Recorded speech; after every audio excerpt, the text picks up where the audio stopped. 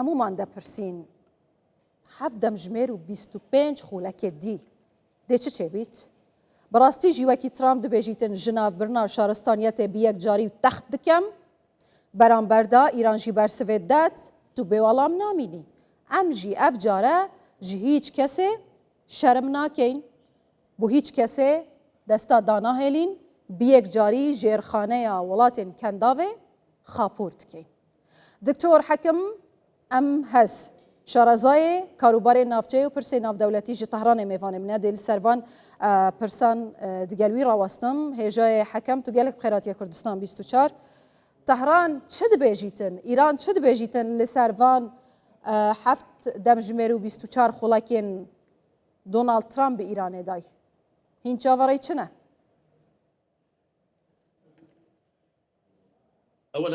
سەرەتا سڵاو لە بەڕێستان خات و ئەیمان سڵاو لە گەلێ کوردی خۆشەویست و بینەرانتان سەرەتا کاتێک ترامپ هەڕەشەی شارستانیەت دەکات ئەمانە خەڵکی بیدائین بێ شارستانیەتن دەتوانە هەڕەشەیە بکەن چونکە شارستانیەت پەیوەندی بە ناسنامە و بە مەژوو نییە بۆیە جەنگەکان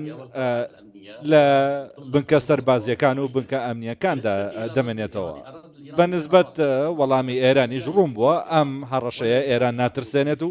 گەلی ئێرانیش ناترسێنێت ئێمڕۆ خۆپیشاندان دەبێت لە هەموو ناوچەکانی ئێراندا سەرڕای ئەوەی کە ڕۆژانە خۆپیشاندان هەیە لە شارە ئێرانەکاندا بەڵام ئێمڕۆ خۆپیشاندانێکی ئێزگار گەورەتر دەبێت لەوەی ڕابردوو لەگەڵ ئەوەدا دکتۆر حەکەم درعی بەشەری لە بۆچی ئیران گەڕووی هورمز ڤەناکات بۆچی ئیران ئامادەنی نەبوودان وستاندنان بۆچی ئیران ئاگربەستێ ڕەت دکات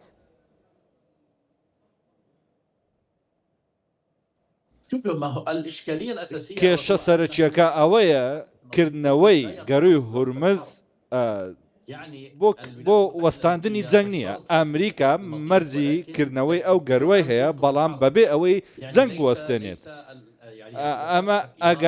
ئەگەر ئەم گەروەلایەن ئێرانە بکرێتەوە ئایا جەنگ دەوەستێت بەڵکو ناوەستێت مەرجەکانی ئەمریکا مەرجی خۆ بەدەستەوەدانە ئێران لە نێوان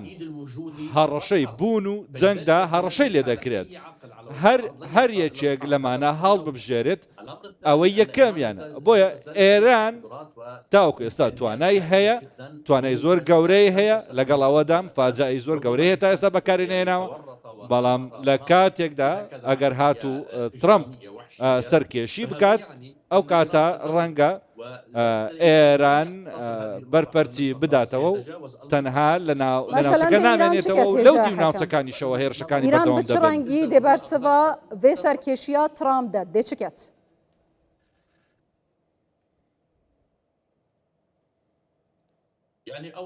یەکەم شت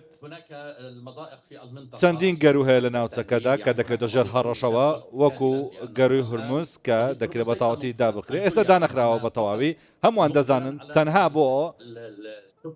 ئەو کەشتیانەی ئەمریکا و ئیسرائیل داخراون لەگەڵ ئەوەدا گەروی بابلمەندەب ئەویش دادەخرێت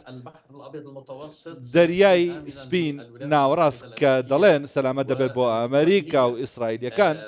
هەڵەن چێگوتی ناوچەکە تەنها ئەو ناوچەیە دەبێتە ئامانج چێگوتی هێرش ناکرێتە سەرگشت ئەو دامەزراوانەی کە پەیوەستن بە ئەمریکا و ئیسرائیلەوە بە تایبەتی دامەزراوە هەستیارەکان بە تایبەتی نەوت ئەگەر جۆرێک لەو جۆرە سەرکێشیانە دژی ئێران ئەنجام بدرێت ئێرانیەکان بەدەستڕاوی نامێننەوە ئێران چ دخوازیت؟ ئێران مافەکانی خۆی دەوێت نەزیاد و نەکەم داواکاریەکانی ئێران لە ژێر یاسادایە و لە ژێر یاساکانی نەتەوەی گرتوەکانە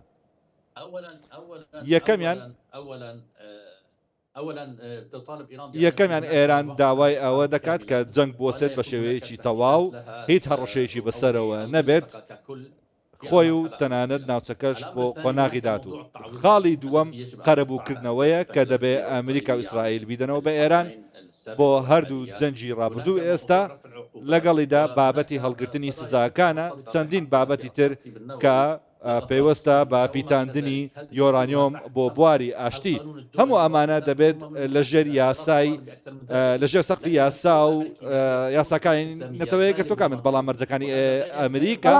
مەرجی خۆ بەدەستەوەدانە بڤکردنا گەڕۆی هۆرمز ئیران ڕێیا ئاشتیت هەلبژێریتن بۆ ئیران ئامادەنینە ڕێیا ئاشتیە هەلبژێریت.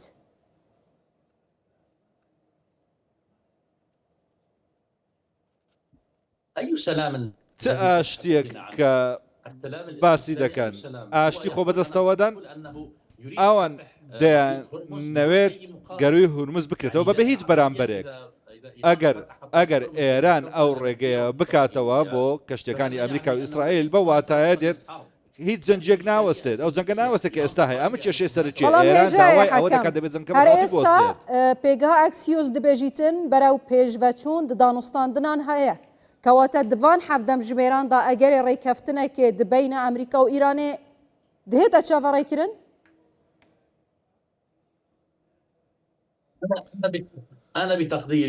بۆ چوونی من پێش ئێستا ئەوەم خوێندەوە کە لە ئەکسیۆس بڵاو کرایەوە پێشگە چوون هەیە لەگەڵ ئەوە داشتیشی تریش هەیە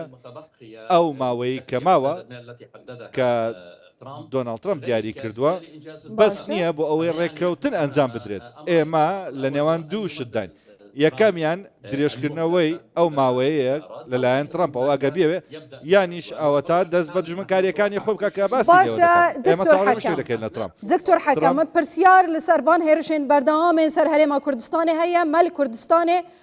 شەهید هەنە me şehîd hene di encamê hêrişên dronî û mûşekiyên Îranê bû ser welatê me. Ez divê pirsiyarê ji tekem ev pirsyara min nîne pirsiyara zêdetirî 6 milyon Kurda li Herêma Kurdistanê hezkin bersivan bidey. Lê nûke derfetê bide min şelî kitilsin ew rojnamevana Emerîkiya ji layê grûpên çekdarên Iraqê hatiye revandin diyare mercê wan heye dibêjin eger bi temamî Iraqê bi cih têlî wê azad bikeyn pêşî nûke şelî axiftiye pêk ve guhdariya wê bikeyn û dê zivrîn.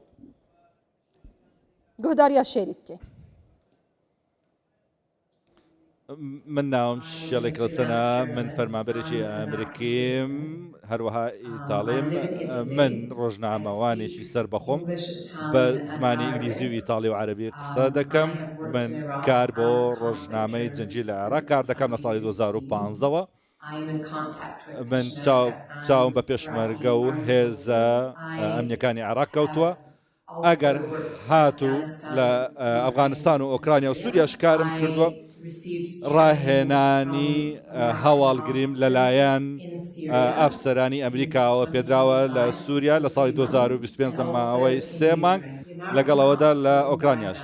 داوام لێکراوە لەلایەن قوسڵی ئەمریکاوە لە بەغدا زانیاری کۆبکەمەوە لەبارەی حەشدی شعبی و گروپە چەکدارەکان تایبەتی مقاومە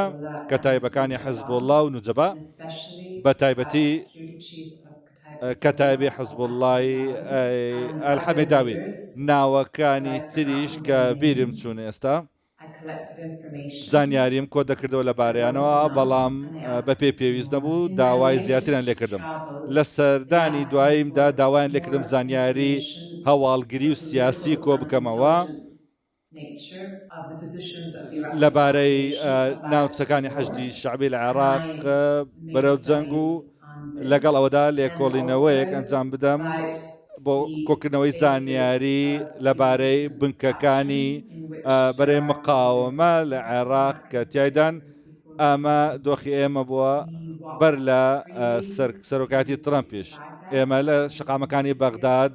دەسوڕاینەوە بەبێ هیچ کێشەیەک ئەمە هۆکاری سەرچیەت تەسەڕفاتەکانی ترامپ وای کردەوە ئەم دۆخەڕۆ بدات دەیان کەس لە ئەمریکیەکان کارە لەدەست داوە ئەو وڵاتەش کاری تێدا نەماوە بەهۆی سیاسەتەکانی ترامپەوە کە گەمژانەیە داوا لە گەنجان و کەسانی ئازاد دەکەم کە ئازادم بکەن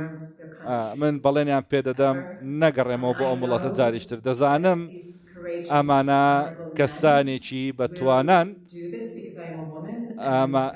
بۆیە ئەوانیش بەێ شێڵی کتلسن ئەو ڕژنامەوانە ئەمریکی ئیتالیەک و هەفتیا دەرباز بووی ژلای کە تایبێن حزبڵا عێراقی هاتیە ڕاواندن لێنوکە ئاخفتنێ نوێ هەندێک سەیر و سەمەرن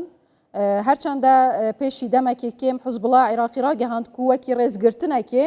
ژێ سەرۆکوەزیرên کاربڕێکریên عێراقê ew şêlî azad dikin bi mercekê ku bi temamî û yek carî ji axa Iraqê derbikevîtin. Diyara şêlî hatiye azadkirin ji layeke taybe Hizbullah Iraqî ve ew dibêjîtin ez rojnamevaneke serbexwe me belam ji ber siyasetên gemjeyên Donald Trump ew ji Amerîka raviye û careka dî naçîte Amerîka. Her ji ber siyasetên Donald Trump bi sed hezaran kesan li navxuya Amerîka karê xwe ji dest da ve axiftina wê ye diyara helwîstên wê û axiftinên wê hatîne guhartin piştî ku ji layeke tayba Hizbullah Iraqî ve hatiye girtin. Şêlî rojnamevaneke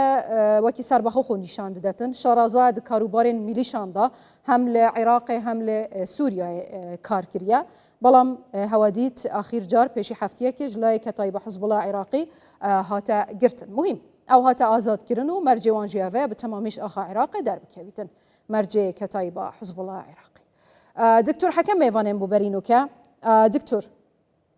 min gote te İran û Miqawemeya İslamî li Iraqê ku dûstên Îranê ne û li jêr fermana Îranê ne ev çil roja bi berdewamî û şev û roja hêrişên dronî û mûşekî dikene ser herêma Kurdistanê. Tu dizanî çawa Kurdistanê neteye nejeye ne beşeke ji vî şerî. Bûçî berdewam hêrişî ser Kurdistanê titekirin. Dihî şevê tu zanî kî şehîd bûye? Bi hêrişeke dronîya xwekujiya Îranê du hevjîn şehîd bûne, du zarokên saval piştxwe hêlane ku temenê wan tune 2 sal ya dî 5 sal e. Aya ev ne tawana ceng e? Bûçî Îran vê yekê diket?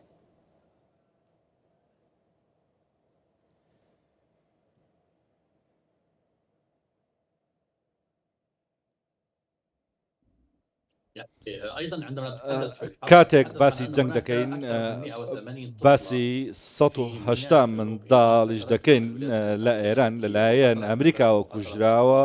منداڵ و باوان و بەتەمەن و تەنانەت ئافرەتانش کوژراوە ئەمە جەنگە لەبارەی بابەتی بە ئامانزگرتنیشەوە سێ بەش هەیە لەم بابەتەدا خات و ئیمان بەشی یەکەم ئێران هێزەکانی ئێران کە ئۆپۆزیسیۆنی ئێرانن دەکاتە ئامانج کە ئەمریکا دەیەوێت ئەوان هێرشی زەمینی ئەنجام بدەن. بۆیە سەرۆکی ترامپیش بە زمانی خۆی ڕاگەیاندووە کە ئەمریکا چەکی بۆ ئەو کۆمەڵە ناردووە بۆ ئەوەی لە نێو ئێراندا جەنگ بەرپا بکەن. بۆیە ئێرانیش ئەو ناوچەیە دەکاتە ئامانج و ئەو ناوچە جیاخوازە دەکاتە ئامانج لەگەڵیدا بکەکانی مۆسات و ئیسرائیل. خاڵی دووەم خات و ئیمان جەنگ سوتێنەرە. ڕەنگە زۆر کەس کە بێتاوان بێت بەهۆی هەڵەوە لە جەنگدا ببنە قوربانی بەهۆی هەڵەڕۆیشتنی درۆن و موشەکەکانەوە